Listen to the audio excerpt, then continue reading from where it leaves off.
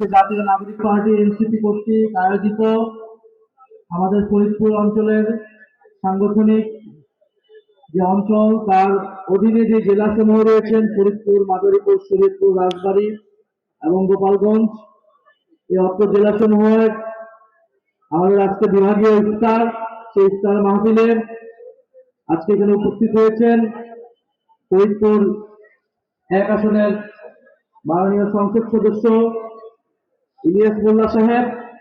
এছাড়া উপস্থিত আছেন ফরিদপুর জেলার বাংলাদেশ জামাত ইসলামের সম্মানিত আমির, বাংলাদেশ খেলাফত মজলিসের ফরিদপুর জেলার আমির সহ ফরিদপুর জেলার 11 দলীয় জোটের স্থানীয় 11 দলের নেতৃবৃন্দ এবং জাতীয় নাগরিক পার্টি এনসিপির বিভিন্ন পর্যায়ের নেতৃবৃন্দ, ছাত্র শক্তি, যুব শক্তি এবং শ্রমিক শক্তির প্রতিনিধিগণ, আপনাদের সবাইকে রমজানের শুভেচ্ছা জানাচ্ছি এবং এই অনুষ্ঠান, এই ইফতার মাহফিল আয়োজনের জন্য ধন্যবাদ জ্ঞাপন করছি।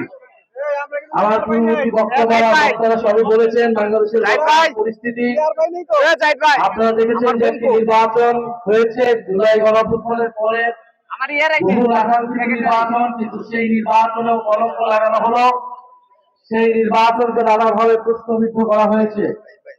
আমরা সবকিছু মেনে নিয়েই 2টি শপথ, এই জুলাই সনদের আদেশ অনুযায়ী 2টি শপথ আমরা নিয়েছি, যেখানে সরকারি দল একটি শপথ নিয়ে এই নির্বাচনের পরপরই সবার আগে জুলাই গণঅভ্যুত্থানের আকাঙ্ক্ষা এবং জুলাই সনদের প্রতিশ্রুতির সাথে বেইমানি করেছে। তারা 2টি শপথ নেয়নি এবং নানাভাবে তারা বোঝানোর চেষ্টা করছে যে জুলাই সনদ বাস্তবায়ন আদেশ যেটি হয়েছে, গণভোট যেটি হয়েছে, যেখানে জনগণ ব্যাপকভাবে হায়ের পক্ষে তথা সংস্কারের পক্ষে রায় দিয়েছে, সেই গণভোটের বৈধতা নিয়ে তারা নানা ধরনের ষড়যন্ত্রে লিপ্ত হয়েছে। সেই জুলাই সনদ বাস্তবায়ন আদেশ এবং গণভোটের বৈধতাকে তারা আদালতে নিয়ে যাওয়া, তাদের সরকার দলপন্থী আইনজীবীরা সেটা আদালতে নিয়ে যেয়ে বৈধতাকে প্রশ্নবিদ্ধ করার চেষ্টা করছে, আদালতের উপর চাপ প্রয়োগ করছে।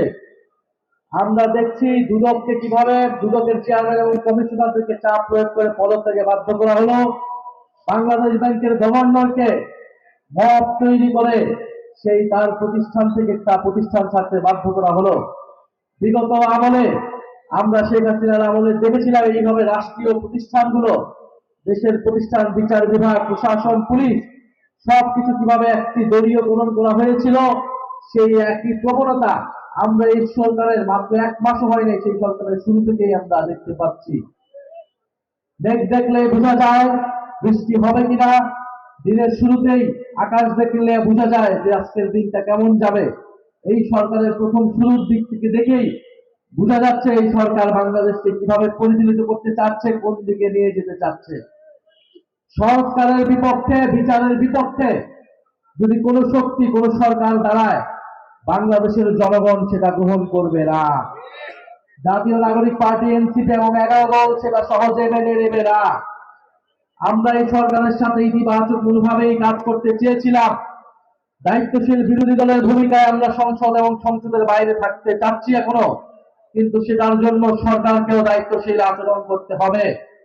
এই আগামী 12 তারিখ অধিবেশন হবে, সেই অধিবেশনের শুরুতে এই সংস্কার পরিষদ, সংবিধান সংস্কার পরিষদের সদস্য হিসেবে তাদেরকে শপথ নিতে হবে এবং ফ্যাসিস্টের রাষ্ট্রপতিকে অপসারণের জন্য যথাযথ ব্যবস্থা গ্রহণ করতে হবে।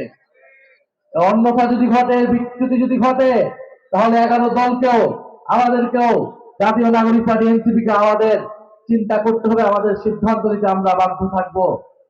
আরেকটি বিষয় আমরা দেখছি, সারা দেশে নানা প্রক্রিয়ায়, নানা পায়তারায় ফ্যাসিস্ট আওয়ামী লীগকে পুনর্বাসনের প্রচেষ্টা চলছে।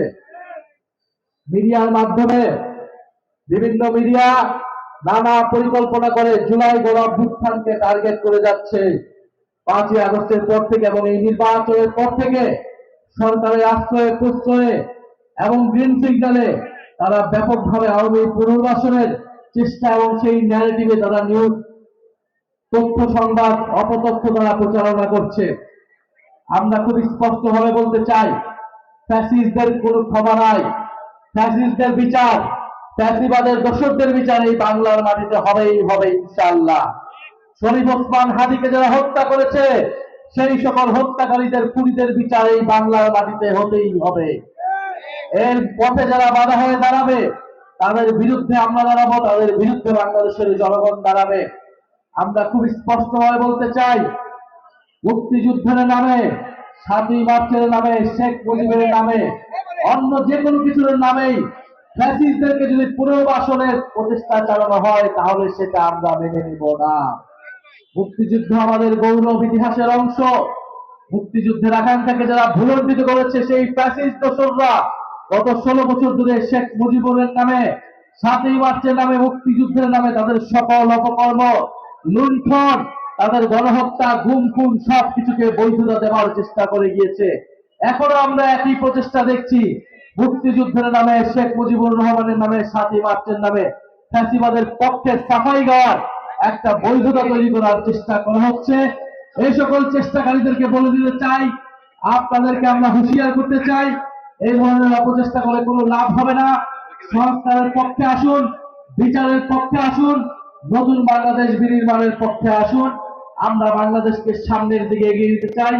আজকের এই ইফতার মাহফিলে যারা এসেছেন, শহীদ পরিবার যারা এসেছেন, তাদের প্রতি আন্তরিক ধন্যবাদ এবং কৃতজ্ঞতা জানিয়ে ইফতার মাহফিলে শরীক হওয়ার আহ্বান জানাচ্ছি। আসসালামু আলাইকুম। আমি আমারটা